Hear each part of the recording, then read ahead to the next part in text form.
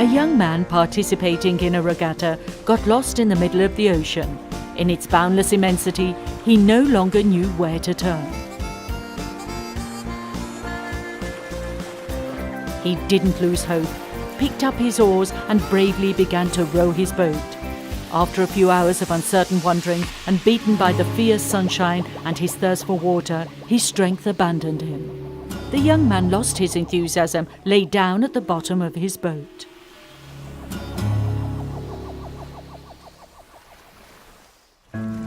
Large, deep-sea-going ships and gigantic container ships roam the ocean at great speeds and crisscross the same area. "Water!" the young man began to cry out, his voice too feeble to be heard. A cruise ship carrying a congress of famous doctors and scientists passed by. Full of authentic empathy and humanity, they each explained to the young man the virtues and miracles of H2O, told him his body needed at least 2 liters of water per day. From aboard a military ship, a fervent chaplain preached a sermon to the young sailor, said his desire was legitimate and that the water he so earnestly wanted ought to make him think of something more elevated, of greater importance. From a yacht, a cheerful dandy brandished a bottle of liquor, laughed that it was much better than water. After all, they already had plenty of water.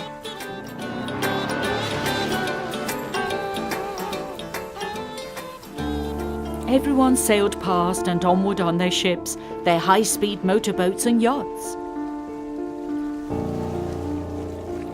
The young man remained on the ocean, floating helplessly, begging with an increasingly faint voice, "Water!"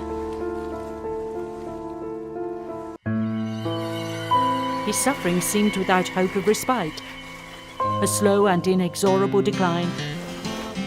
But then an old heap of a boat approach swung to the side.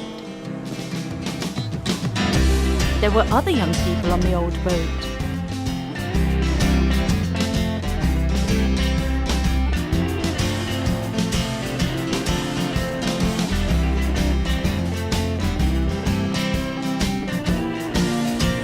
They listened to him, quenched his thirst, healed his burns, and finally sailed to and entered a safe harbor.